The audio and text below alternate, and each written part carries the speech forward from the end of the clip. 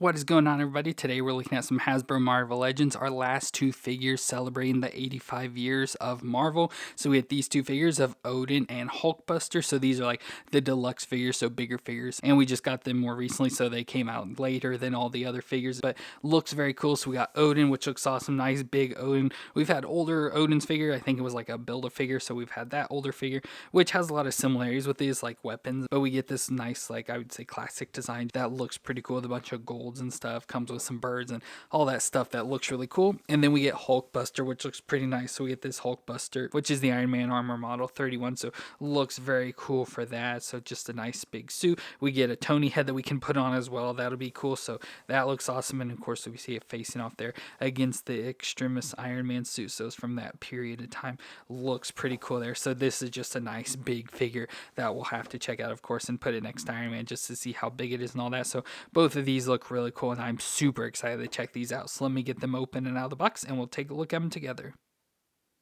So we're going to start off with the Hulkbuster, which is the Iron Man armor model 31, which this specifically from the storyline is the Hulkbuster Argonaut, which it is one of the 5 Argonaut armors that were created by Tony Stark that were activated by remote trigger when the son of Johansson was killed by the Shield forces. So the Argonauts were sent out and fought by various heroes to try and stop them, with this Hulkbuster attacking Times Square, and was fought by Captain America, Luke Cage, Spider-Woman, Miss Marvel, Wolverine, and She-Hulk.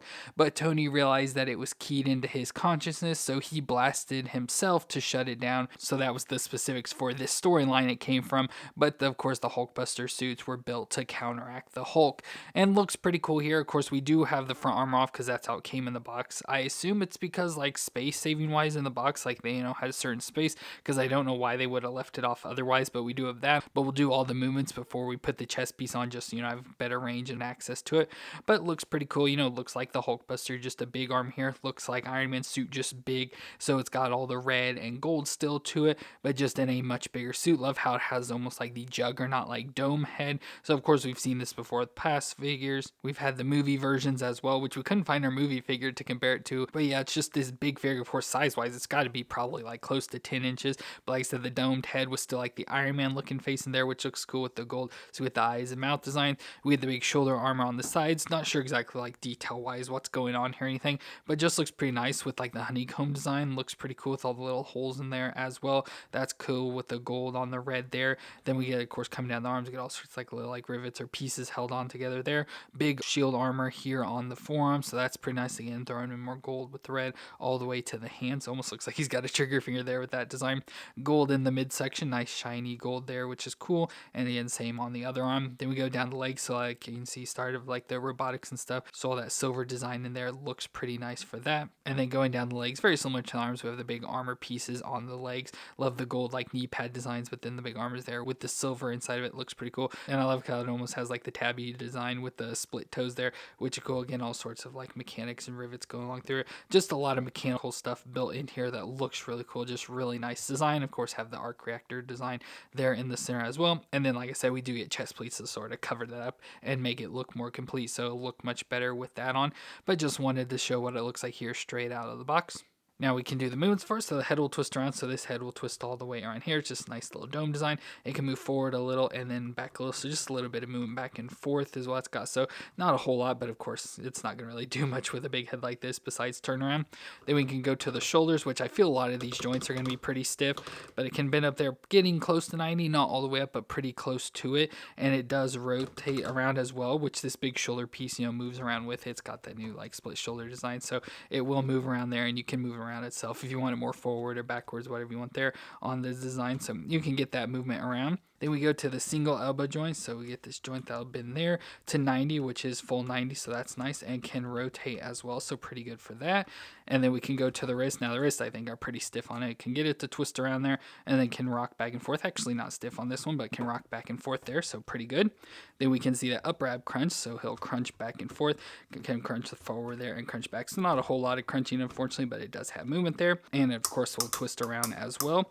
Then we can go to the waist, which will twist all the way around. So has that additional joint thrown in. Then we go to the hips, that'll come up. We can get it there up to 90, so we're twisting out to the side though, but it will come up there and then out to the side there as well, that far, which is nice. We get a thigh twist and the single knee joint that can bend that far to the back, which isn't too bad. Then we can go down to the foot and it'll rock back and forth and twist side to side. So not too bad for the movements. Like obviously it's not the best and doesn't have a whole lot of range, but it is a big suit like this. You know, something like this would definitely not move a whole lot if it was real. So, you know, it makes sense. It doesn't have the best movements. So pretty good for what it's got actually. Now, accessory wise, we do get an additional head. So we get a Tony Stark head that we can put on it. So if we want to have like an unmasked version. Now in the comic that this is from, it's never, because you know, it's just like an empty suit being controlled by something else. But we can put Tony inside of it if we want. So we can pop the head off, which the head isn't too hard to pop off. Now, if once we put the armor on, I think it'll get much harder because, you know, I could easily get my finger under the head just to pop it off. But with the armor, it'll probably be a lot harder because it'll cover up that. But we can put Tony's head on that. Of course, fun seeing the little tiny head on the big body like that. But that's how he would be inside of it. So it's cool that that is included. So we just get that Tony head, but we'll switch it back. Then it also comes with some additional hands, so we get fist hands if you don't want to have the open hands, which, you know, depending on who he's fighting everything, the fists would probably make more sense. Then, like I said, we get the chest plate that we can put on it, so we get a piece for the front with the like glowing arc reactor, and then the back as well, again, just more mechanical stuff going on there. So we can put this around his body. So there it is with the armor. Of course, that looks much more complete and really cool for that as well. Again, the nice arc reactor that looks like it's glowing on there. It's got a nice, you know, like texture to it as well, which is cool. And then the back as well. And we do see that it has some holes there. So we get the holes to plug these into. Now, I don't know exactly what these are, but it's, you know, part of the design. And we can just take these and plug these into the holes. So there, those are plugged into the back. Not sure what they are. I don't know if it's, you know, like fuel things, you know, to power it, you know, like batteries or something like that. But it looks pretty cool, just, you know, adding more dimension with those sticking off the back there. So that looks really cool. So really like that design overall. Now, of course, we do have like Iron Man. So from the box, it showed him against like the Extremis Iron Man. So we have that there so we can, you know, recreate like that box scene with Iron Man facing off against the Hulkbuster there. So that looks pretty cool, but just, you know, normal Marvel Legends size compared to our Hulkbuster right now. So much bigger size for the figure here. And then the only other Hulkbuster we have to compare is this exact same suit just from Marvel Select. So here is that suit, of course smaller in size, which is kind of surprising. You know, Marvel Select has bigger figures usually, so I thought it would be bigger, but, you know, relatively has the exact same design, you know, minor detail changes and stuff, but carries off a lot of the same details between the two figures. And this one's actually pretty heavy and has, you know, a feeling, I doubt it, but it's almost like a metal to it, even though I doubt it is. But yeah, just the size comparisons there compared to the Marvel Legends and the Diamond Select version of the exact same suit. So that is really cool. And it's just an awesome Hulkbuster to add to the shelf, you know, a nice comic Hulkbuster. I don't recall if there's been any other past comic versions of the Hulkbuster. I know we had the movie version, but we couldn't find it, so don't have any other to compare it to. So it's awesome for us at least to get this Hulkbuster for the comic shelf. So it looks pretty cool. Nice big suit will definitely stand out, especially with all of our other Iron Man trying to put it in the Hall of Armor and everything. But looks pretty cool overall for this version of the Hulkbuster. And then we've got Odin, the king of Asgard. He's the protector of the 10 realms, the father of Thor, and adopted father of Loki. He's an Asgardian from the pocket dimension of Asgard and is considered the wisest and most powerful Asgardian. Now for powers, he has superhuman strength, speed, agility, reflexes, and durability, as well as immortality, the Odin Force, which gives him powers of resurrection, time travel, teleportation, telepathy, telekinesis, matter manipulation, energy projection, and all speak. So looks pretty cool to him. Again, a nice comic version of Odin. Nice big figure here as well. We have had an older figure, so we'll show that, but this one looks really cool. This is, you know, really good representation of Odin, at least how I picture him from the comics. So looks nice, big, bulky guy here is huge. And of course, when we bring in the Hulkbuster, then you'll see how big he is compared to it, but looks pretty nice overall. Just this nice design. He's got the long white hair and beard. So beard here in the front, hair there kind of in the back, but hidden under the fur. And then of course we get his missing eye. So just like we see in the movie, he is missing an eye and has a nice cool eye patch over it. Then we get his outfit design. So you saw there the fur on the back going down into the white cape. Nice fabric cape on this as well. Feels nice and soft. Then we get to the armor. So we have the armor here up on his shoulders. Look pretty nice with like the Infinity logo. That's pretty cool. Nice like goldish bronze like armor here, like scale armor on him. And then we get like the metallic teal color for the forearms and legs and stuff. That's pretty cool with that segment and armor there. Nice chest plate with all sorts of design. Looks pretty cool. cool. Then he's got a belt around the waist, almost looks like a championship belt. Again, more logos, designs in there with some skirting hanging down. So nice gold material on the front, looks like leather design, and some down the back as well. Of course, more of that teal legs. And then we get the big boots all gold with the knee pads with spikes, almost like teeth or something on there, and little teeth spikes going down the sides. And then very similar with the gloves. So we get the spikes on the gauntlets there going down into the gold glove. So just looks pretty cool with this design. Nice colors and everything about it. Just looks nice and regal. But for movements, we had that old twist around. Of course, pretty much no movements of this because of his hair and especially the fur piece. And then moving back and forth as well, just a little bit back and forth. So pretty much no movements, but that's all just because of his outfit design and then his hair and beard. Then we get the shoulders, though, that do come up to 90, and they will rotate around. And nice to see that armor moves around with them as well. Get the bicep twist, so they'll twist around, and the single elbow joint. And again, have pretty stiff movements with this figure as well, so it'll rotate there as well. Then we get the wrist that'll twist around, and this one has a hinge up and down hand, which is nice for weaponry.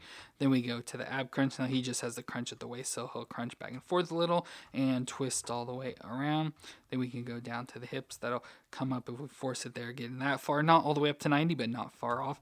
And then out to the side, get the thigh twist around and the double knee joint that I believe is real stiff, but could get it been that far, so just about 90 degrees there, which isn't bad, especially with all the armor. And then we go down to the foot. That'll rock back and forth and twist side to side. Again, all real stiff on these joints. So not bad for the movements. Like I said, real stiff, so it was not very easy to get him to move. But thankfully, he's a big guy like this, won't have to move a whole lot. Don't have to get him in poses like Spider-Man or anything, just very simple stances and all that. But he looks really cool, though. That's the biggest thing with this, just how cool it looks.